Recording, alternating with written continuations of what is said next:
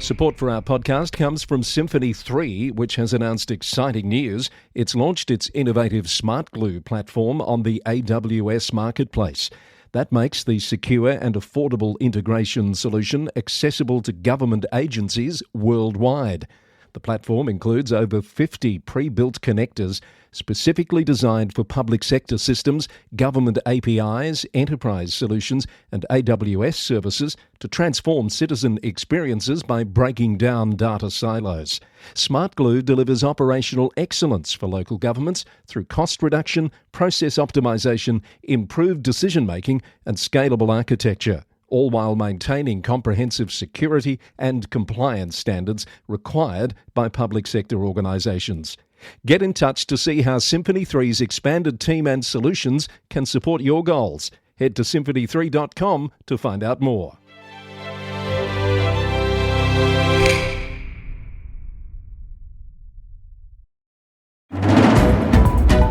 Today on the Roundup, Yarra's mayor charged with assault. Anger from Kingston Council over a controversial development approval. Disappointment as Ballarat loses a major sporting event. 52 jobs to go as the axe falls at Shoalhaven. The New South Wales Premier threatens councils over housing. New reforms announced for local government in Queensland. A misconduct finding against a South Australian mayor. And more election outcomes in Western Australia.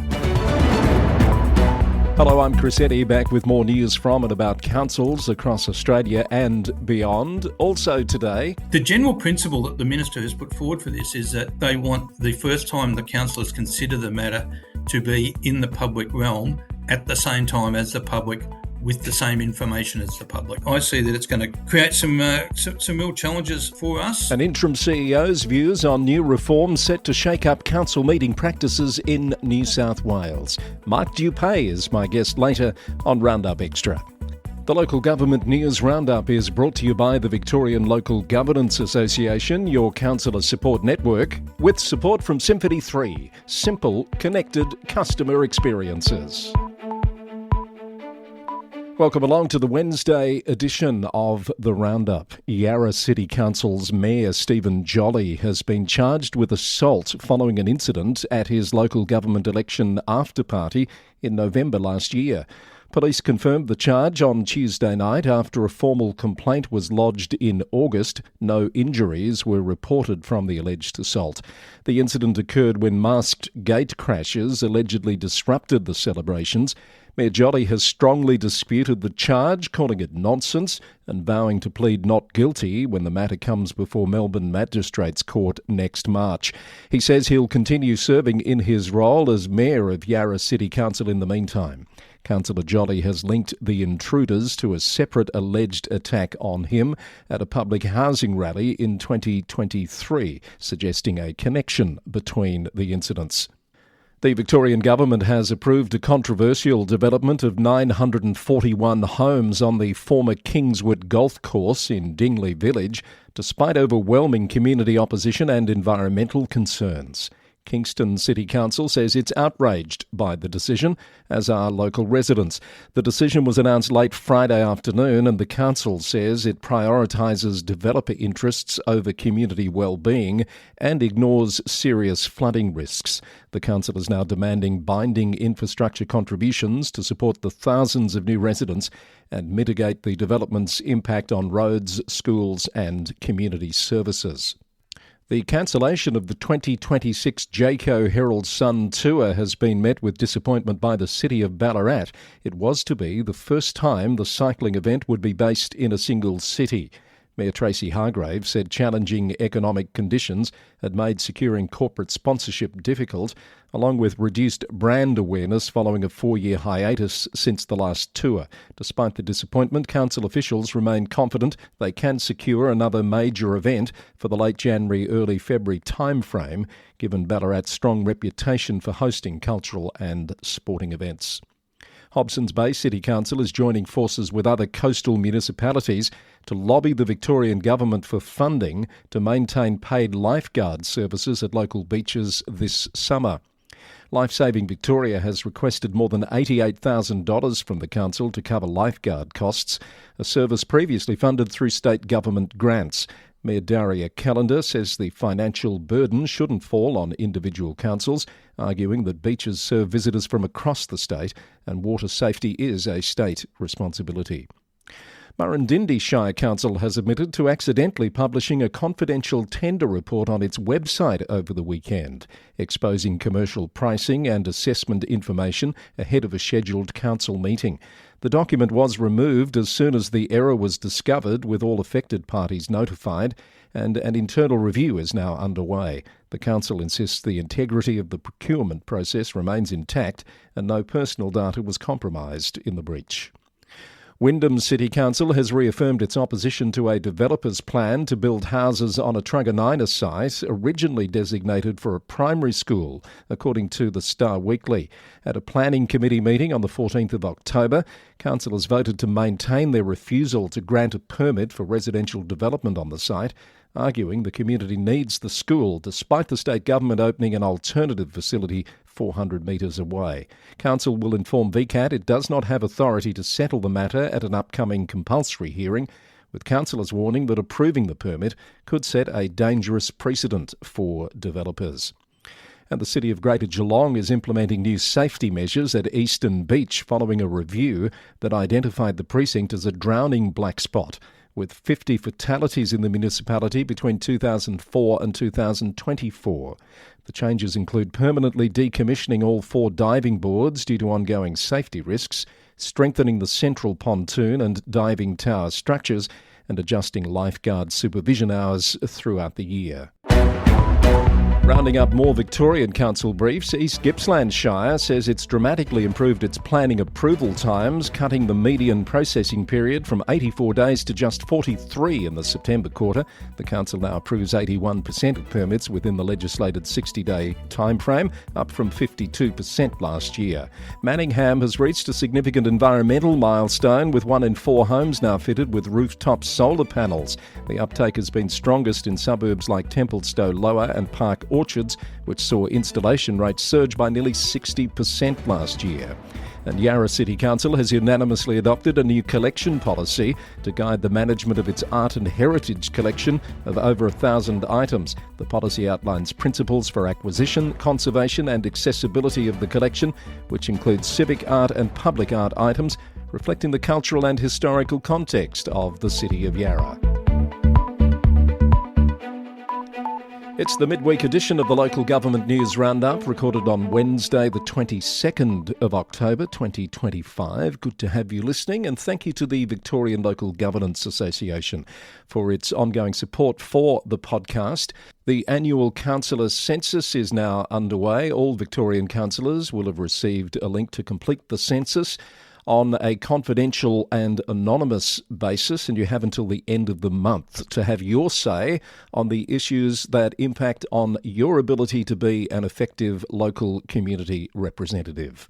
It's the second year the census has been conducted, and it provides a vital input into the VLGA's ongoing work, advocating on behalf of the sector and particularly councillors to other levels of government. If you'd like to know more about the VLGA's councillor census, head to the VLGA website, vlga.org.au.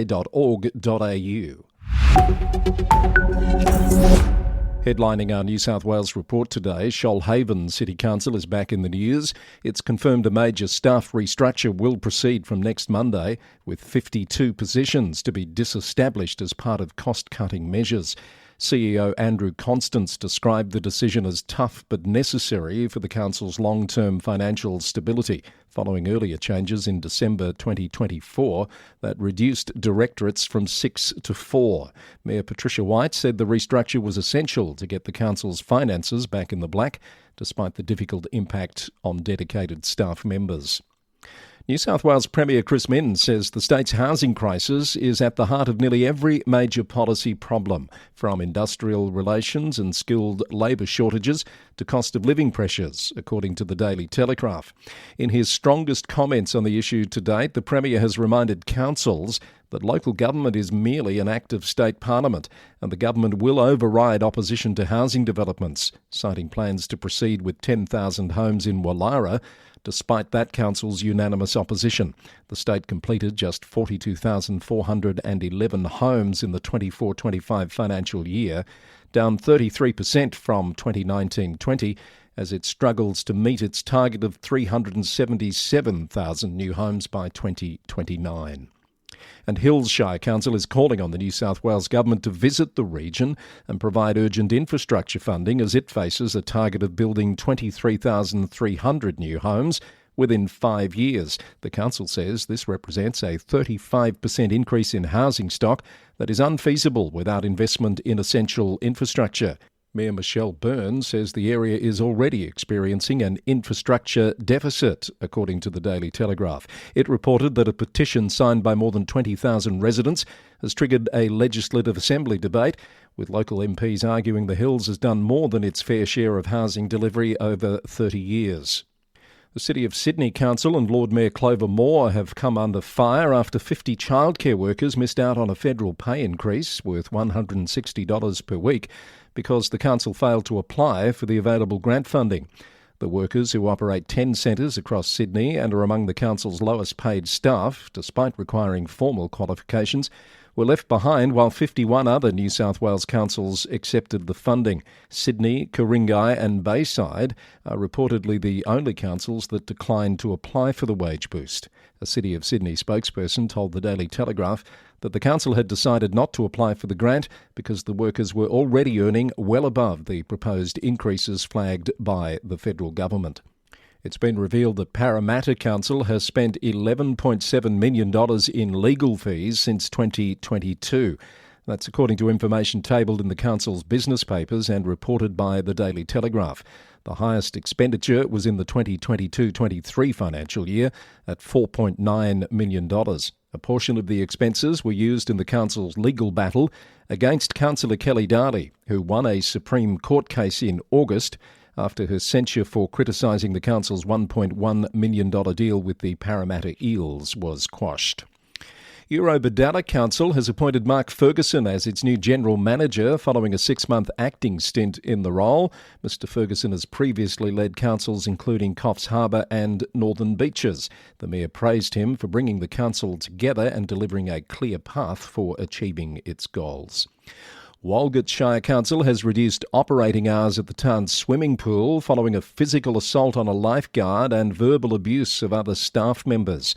The new restricted hours will require children under 14 to be accompanied by an adult and lifetime bans introduced for anyone who physically assaults staff. The council says the decision was made to protect workers while they review safety measures, including the possibility of hiring on-site security. At Glen Innes Severn Council, a new councillor psychosocial safety and wellbeing framework has been adopted to protect elected representatives from workplace risks, including violence, aggression and harassment. The framework establishes preventative measures and support systems, including mental health support, conflict management training and clear reporting procedures. Clarence Valley Council has moved to strengthen enforcement of overnight parking and camping restrictions at a number of coastal locations. The council will trial the use of trail cameras at select sites and increase daytime education and enforcement, while staff will continue to balance compliance with sensitivity to people experiencing homelessness. Queanbeyan Palarang Council is proposing to ban artificial grass on nature strips due to environmental concerns about microplastics and PFAS contamination. The move follows growing awareness of the environmental impact of synthetic turf products. If approved, property owners would be required to use natural grass or alternative landscaping materials. And Tamworth Regional Council has voted against including a question on the upcoming council election ballot about whether residents want a directly elected mayor. The decision came despite a community petition with over 1,000 signatures calling for the referendum. Councillors who oppose the motion argue that the current system of councillor-elected mayors is working well and that the change could politicise local government. Rounding up more New South Wales Council briefs, Bland Shire has joined the National Bins for Blokes program, installing incontinence product disposal bins in male public toilets at 20 sites across the Shire at a cost of approximately $7,000 per year. Kingston Council has secured $2 million in funding to address critical housing needs in the region. The financial boost will support the development of essential housing infrastructure for the local community. Kiama Council has secured $200,000 in government funding to develop a nighttime economy strategy and trial a special entertainment precinct. The council has also unanimously voted to proceed with 3 sporting facilities upgrades. And Blue Mountains City Council has taken out top honours at the New South Wales Aquatic and Recreation Institute Awards of Excellence, winning the Environmental and Sustainability Award for its leadership in sustainable community recreation. Still to come today, the interim CEO of Berrigan Shire Council, Mark Dupe, joins me on Roundup Extra. Now to Queensland. More than 800 mayors, councillors and local government officials have gathered on the Gold Coast for the Local Government Association of Queensland's 129th annual conference. The 3-day event, which will wrap up later today, is addressing critical issues including fairer funding for councils, Olympic preparations, infrastructure gaps and the rising costs of local service delivery. The Premier, David Crisafulli, has announced sweeping local government reforms at the conference. They'll give Queensland's mayors and councillors greater freedom to speak publicly about community matters without fear of repercussions. The changes will wind back the powers of the Office of the Independent Assessor, limiting its jurisdiction to serious misconduct and corruption complaints, while also removing red tape requirements, such as notifying the local government minister when councils miss monthly meetings. LGAQ President Matt Burnett welcomed the reforms, saying they would allow councils to focus on delivering for their communities without unnecessary restrictions. Noosa councillors are divided over how transparent the council should be about an AI-powered fraud incident that resulted in a loss of nearly $2 million. The scheme was carried out by international crime gangs over the Christmas period last year. The Cairns Post put a series of questions about the incidents to all councillors, with some demanding greater accountability, while others defended the need for confidentiality during the active police investigation. Gold Coast and Sunshine Coast councils are pushing for new laws to restrict caravan street parking, according to ABC News. Sunshine Coast has received over 700 complaints annually about congestion and visibility issues. The councils will present a joint motion at this week's conference, calling on the state government to classify recreational vehicles differently under transport legislation. Now to Tasmania, and Hobart City Council is proposing a new team of uniformed Safer Hobart officers to patrol the CBD in response to concerns about antisocial behaviour and public safety. Pulse Tasmania reported the officers would maintain a visible presence, engage with businesses and vulnerable people and work alongside Tasmania Police, but they would not issue fines. The program mirrors similar initiatives in other Australian cities and would be funded by repurposing existing vacant positions and reallocating current budgets. Latrobe Council is calling for urgent financial support from the federal government to address a childcare crisis following the closure of St Patrick's Long Day Care Centre in December. The closure will leave up to 55 local families without childcare until at least July next year, with many parents working in essential services like the Mersey Community Hospital. The council has secured a $200,000 contribution from the state government and identified a property and operator for a replacement facility, but it needs an additional $450,000 from the federal government to proceed. In South Australia, the Mayor of Southern Mallee District Council, Ron Valentine, has been found to have engaged in misconduct by the South Australian Ombudsman after improperly using his position during a CEO recruitment process in 2023. That's according to a report from ABC News. The Ombudsman determined that Councillor Valentine applied for the CEO role after chairing the selection panel and accessing information about other candidates, despite warnings from fellow councillors about the conflict of interest. Councillor Valentine has publicly apologised and accepted all findings and will undergo training while remaining in his position as mayor with the support of the council. And now some more election outcomes from Western Australia. The Shire of Murray has elected its new council. 9 councillors have been sworn in at a special meeting, with Councillor David Bolt elected as Shire President and Councillor Kelsey Tremlett as Deputy. The new council will serve for the next 4 years. The town of East Fremantle has welcomed its newly elected council members. Mayor Michelle Yard was re-elected, along with several returning and new councillors. The city of Stirling has announced the results of its elections. Mayor David Boothman was re-elected alongside returning and newly elected councillors representing various wards. 2 new councillors will join Harvey Shire Council, Mitch Harvey and Tanya Jackson. Harvey secured the most votes and Ms Jackson winning a countback. They'll serve alongside 8 re-elected councillors, including Shire President Paul Gillett, who was returned unopposed. Amber Kearns has been elected as Mandurah's new mayor, defeating incumbent Rhys Williams. She secured victory with a significant margin, promising to bring fresh leadership and new perspectives. Lorna Buchan has been elected as the new mayor of the city of Rockingham. She'll be sworn in alongside the newly elected council at an upcoming ceremony.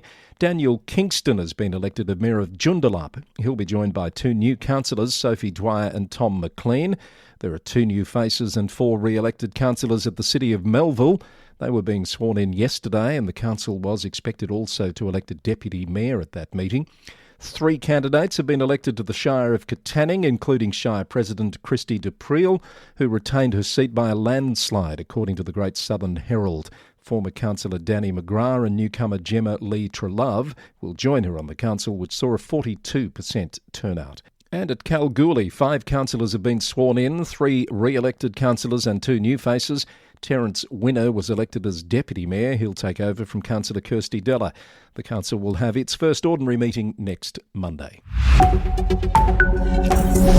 Just ahead of Roundup Extra, some stories of interest from further afield in our global report. Across the pond in New Zealand, a nail-biting finish to the Hawke's Bay Regional Council elections saw Tony Kuklinski secure the final councillor position. After special votes were counted, Kuklinski defeated Tim Aitken by just 8 votes. It was the closest councillor race across the entire Hawke's Bay region. 3 councillors have been appointed as deputy mayors in the Hawke's Bay region following the elections. Sally Crown will serve as deputy of Napier. Michael Fowler takes the role in Hastings, and Benita Cairns has been chosen for Wairoa. All 3 are experienced councillors who'll be sworn in at their respective councils' first meetings in late October or early November. The New Zealand Herald reported voter turnout for the region's councils between 46 and 56%, compared to the national turnout figure of 39%. Sam Broughton, the ousted mayor of Selwyn District, has announced his resignation as president of Local Government New Zealand. He lost his bid for a 4th term as mayor in a landslide defeat to councillor Lydia Glidden. His tenure as LGNZ president will officially end at the organisation's National Council meeting in early December. In the UK, The Guardian reports that Reform UK has suspended 4 councillors on Kent County Council following the publication of a leaked video showing bitter internal divisions within the party's flagship local authority. The footage revealed councillors complaining about being ignored by their leader, Lyndon Kemkaran, who told them to suck it up if they disagreed with her decisions. These suspensions mean Reform now has just 50 councillors with the whip on the council, where they won 57 seats in May. Opposition parties have warned the chaos is directly impacting local services, including delays to school transport decisions. Conwy County Council has admitted to editing footage of a special meeting after a technical error revealed a secret ballot vote live on stream. The meeting, held to elect a new leader, was supposed to keep the vote confidential, but an on-screen display showed the voting in real time before being stopped and restarted. It's not the first time the authority has retrospectively edited meeting recordings, raising questions about transparency and accountability, according to Nation Cymru. And Catherine Kurzweil has resigned as Chief Executive of Croydon Council after 5 years leading the authority through severe financial difficulties, according to the Local Government Chronicle. The government recently appointed commissioners to oversee the council after ministers said finances were deteriorating rapidly, despite the council's insistence its transformation plan was fully funded. From the US and the Las Vegas Review-Journal, a report that former North Las Vegas City Manager Kweong Liu has agreed to pay $290,000 to settle a lawsuit that alleged a conspiracy to remove her before her termination in 2018. The lawsuit named a former mayor, John Lee, and a former city manager, Ryan Juden, with the City Council approving the settlement agreement last week. Liu's attorney says additional wrongful termination claims against the city remain pending in arbitration. And in Canada, a Cambridge city councillor has been formally reprimanded and ordered to complete sensitivity training after posting a controversial meme about pronouns on social media in January. An Integrity Commissioner investigation found that Councillor Adam Cooper's Facebook post demeaned people who use pronouns other than he, him or she, her, violating the city's code of conduct. Council voted against suspending Cooper's pay, but they've required him to undergo sensitivity training within 3 months. And you're up to date now with the news from this edition of the Roundup, but don't go anywhere. It's time for this week's Roundup Extra. Mark Dupe has been enjoying life on the other side of the Victorian-New South Wales border, sitting there as the interim CEO at Berrigan Shire Council, and he's joined me for a chat on the Roundup today. Hello, Mark. How are you going?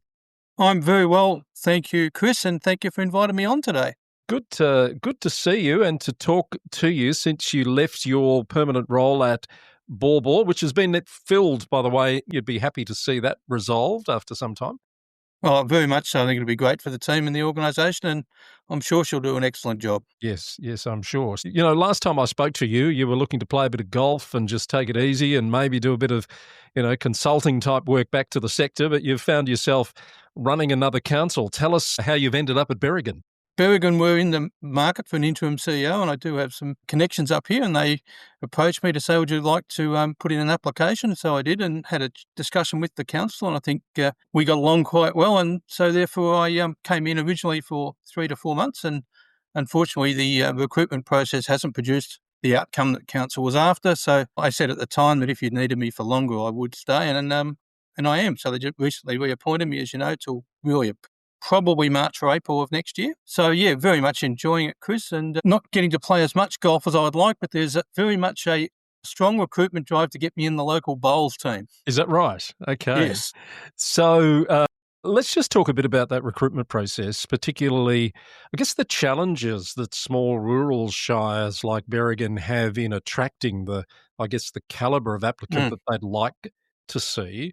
What is the issue there, do you think?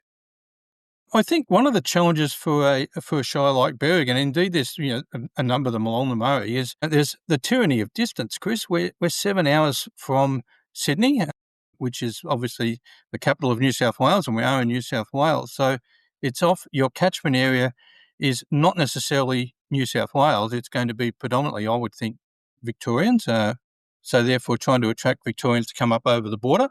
And that's fairly competitive. So I think you've got to really be offering the whole package, which Berrigan is, by the way, is offering in terms of accommodation options initially anyway, and also sounds good conditions. So it's just one of those real challenges. The further away you get from the mainstream centres, I think it gets harder. Yeah. So tell us what it's like for you. Ball's a rural shire, but it's bigger than Berrigan. I don't know what the comparison in terms of staffing numbers are and the service mix, but how have you adjusted, and what are your observations on what it's like in a community like Berrigan?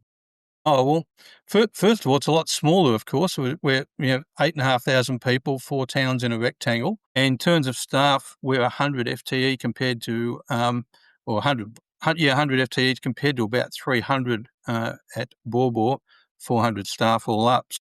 Quite a smaller operation.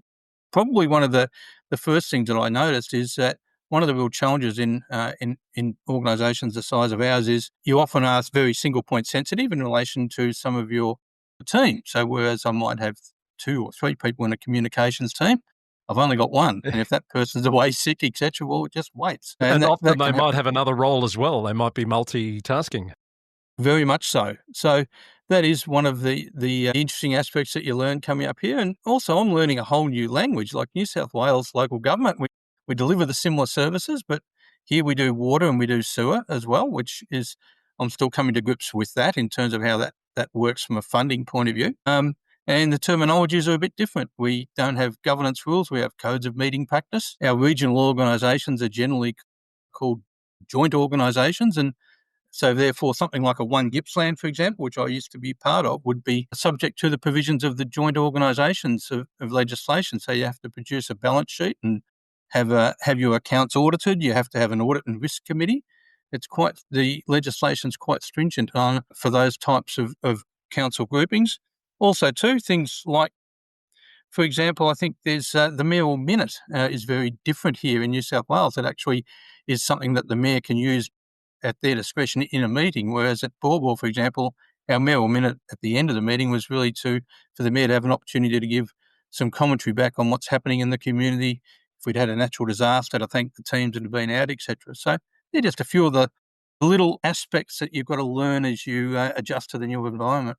We might come back to that mayoral minute and other things that are in the new code of meeting practice that you have the good fortune to be there as it's coming in, I think, on January 1. But what in terms of your observations, what do you think perhaps Victoria does better that New South Wales could learn from, and vice versa?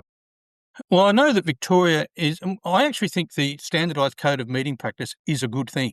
So I want to start with that as a positive, and I think that's one. I know we are looking to bring that in Victoria, but that is underway. So I think that standardisation is very positive. I think from talking to the team with development applications, the ability to appeal development applications, now some would say this depends where you stand on development applications, of course, but if you have the view that sometimes the Victorian processes through the appeals process produce longer solutions, then in New South Wales, if once council's made the call on the development application, it's not actually easy for objectors to then appeal that decision of council. The appeal rights through the Land and Environment Court are quite limited and restricted.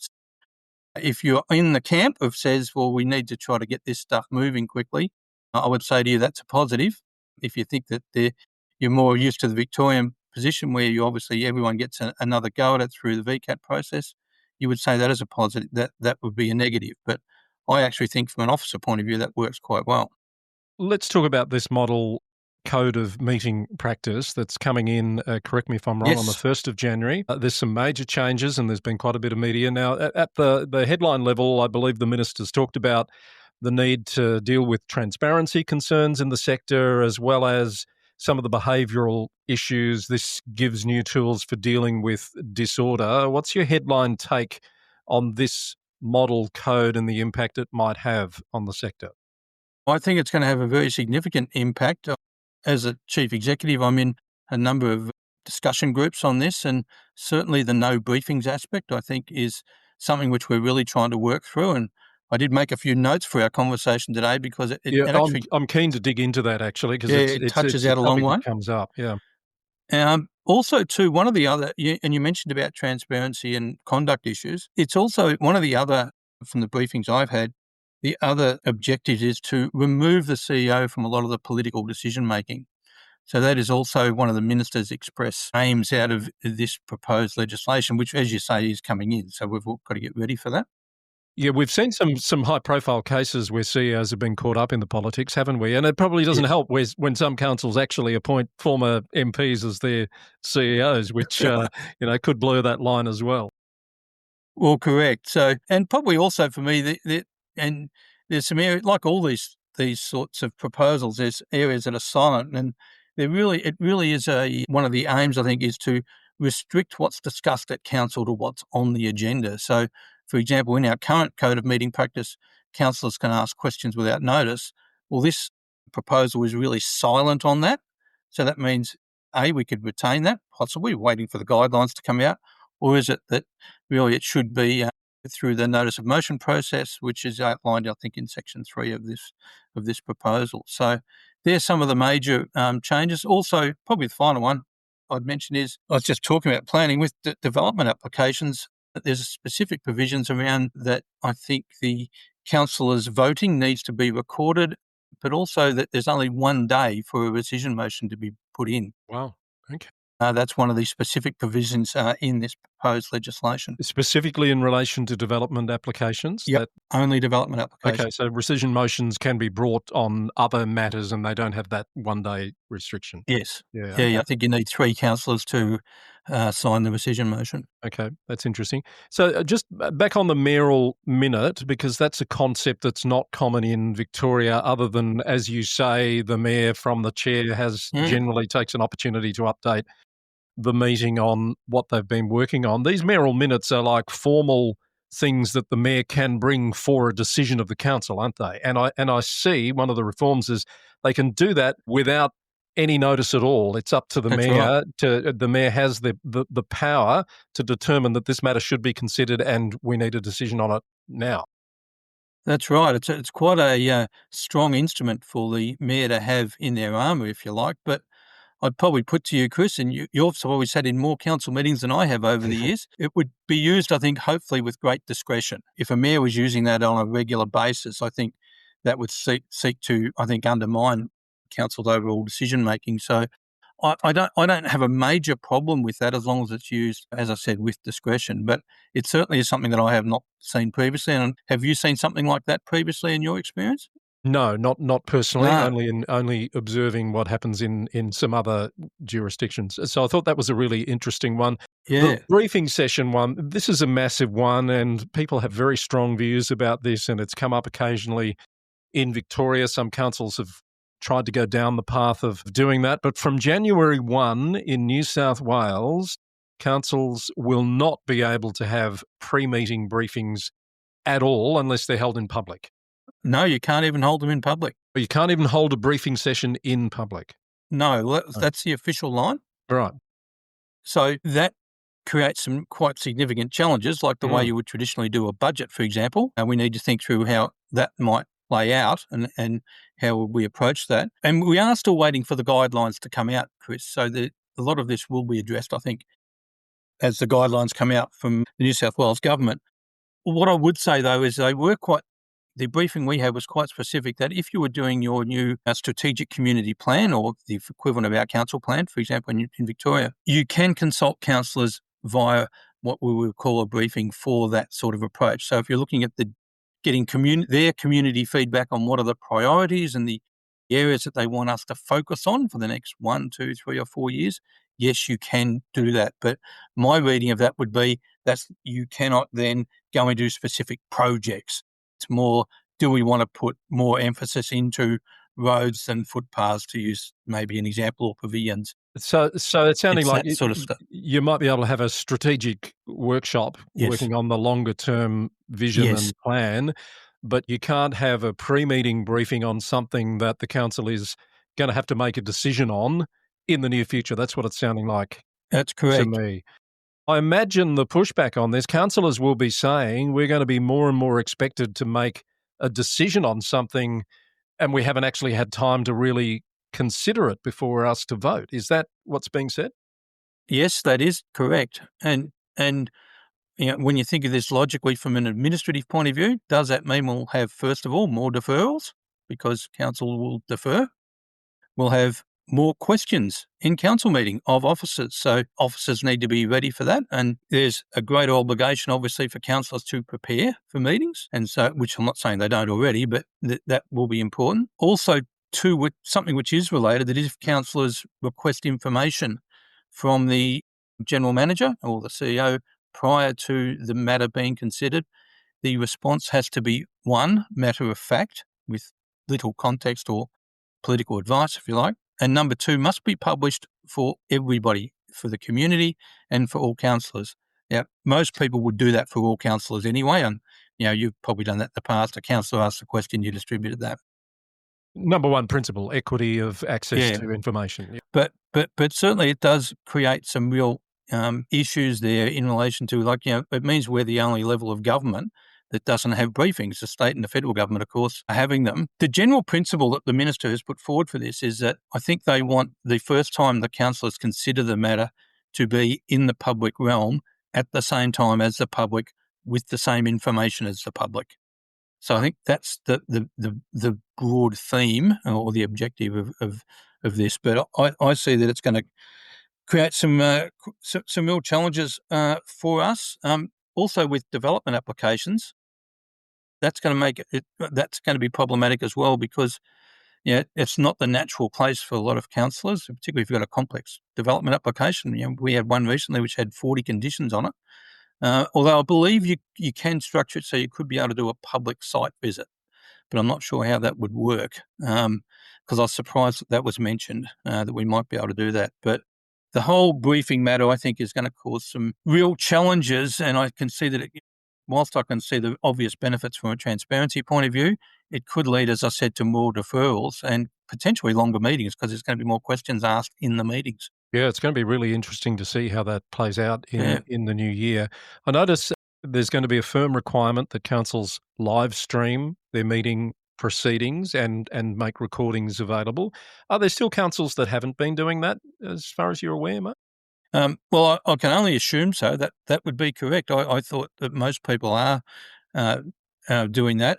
But what is also a requirement under this new code of meeting practice, of course, is that the public forums before council meetings, if you have such a council has to have a policy in relation to public forums to live stream any public participation in the overall process. So it's quite clear that you can't have the public presenting immediately before an item is discussed in the meeting. So you could have it, for example, half an hour before the meeting or an hour before, but that has to be live streamed to ensure there's an appropriate record. So that's going to cause some issues as well. Yeah.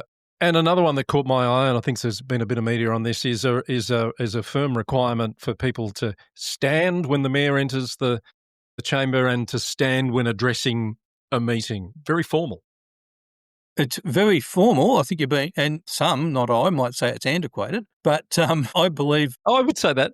I'm happy to say I'd say it's antiquated. But yeah, I think it is. I've always been of the view that I think if councillors that wish to stand to address the meeting, if that's what they decide to do, I think that's fine. I've never been a proponent of officers standing, because my view is the councillors are really the stars of our show in what I call our parliament and whatever council I'm in. And the idea of standing for the mayor, I actually do think is antiquated, and I think that, I'm not sure how many people are going to try to enforce that. Yeah. Perhaps let's just wrap this up with the issue of dealing with disorder, which is one of the things the minister's talked about. How are these reforms to the model code going to deal with that issue? There's a range of elements in the draft code of practice for that. I think one of the more interesting elements, Chris, is, and it's a good one to finish on, is that the council has to make a decision in adopting their code of practice as to how someone could be expelled from a meeting. So there's two options in there. One is to give the mayor that authority to say, you're out. Or the other option is that a councillor can only be expelled from a meeting via a resolution of the council. So whichever way you go, which way you go there is going to be a pretty significant impact in terms of the chairing responsibilities, but also on behaviour, I would have thought. So it's an or, it's not an and. It's quite clear you adopt one or the other. Does that equally apply to members of the public in a gallery and to those sitting around the council table? I think the members of the public, the mayor has a lot more discretion there. What is of interest in this is that they quote that you can call the police, and also they refer to the standards expected in the New South Wales Legislative Assembly. There's some references to that in terms of judging behaviour. So okay. As you know, Chris, you could talk for hours on these topics. Yeah. All right. Is there anything else that we haven't touched on that you think stands out in terms of these reforms? I think I did mention it earlier. Was I think the 1 day on the rescission motion for the planning, I think was one that, given there was a big development application when I first came here, that you sort of remember that sort of stuff. So when you read this, it's quite clear. And as I said, the other one was the looking at the questions without notice, which has always been a feature of a lot of council meetings. Yeah. Anyway, we're looking forward to implementing it, Chris. Yeah, and I'm looking forward to hearing your observations, if you're there at least until March or April, of how it goes in the first few months. Our Victorian in New South Wales, if you like, our correspondent. If you're happy to come back to us on some real lived experience of these reforms in action next year. Right, love to, Chris. Mark, it's been Thank you. Great to talk. You've been a supporter of the podcast since it began. So much appreciate your ongoing association and wish you well with these reforms as you continue your time in Berrigan. Thanks, Chris. You've been listening to my interview with Mark Dupe at Berrigan Shire Council on Roundup Extra for this edition of the Local Government News Roundup, edition number 507, recorded on the morning of Wednesday, the 22nd of October, 2025. The podcast is brought to you by the Victorian Local Governance Association, your councillor support network, and we receive support from Symphony 3, simple, connected customer experiences through their Smart Glue platform. You can find out more about this episode, including story links, by heading to lgnewsroundup.com. The Roundup is recorded in the city of Greater Geelong, Victoria, on the land of the Wadawurrung people of the Kulin Nation. We come your way every Monday, Wednesday and Friday, and I'll be back on Friday with more. Until then, thanks for listening, and bye for now.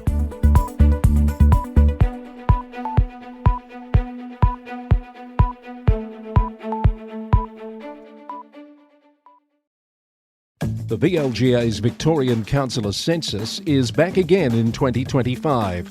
All councillors in Victoria will be emailed the census on the 6th of October and will have until the end of the month to complete. In its second year, the annual census captures and tracks councillor demographics, attitudes and the key challenges to local governance over time. You don't need to be a VLGA member to participate, and at no stage will the VLGA have access to an individual's responses. The findings of the census will inform, influence and lead conversations across local government and with other tiers of government, and all responses will be fully confidential. This is your chance to have your voice heard as a councillor.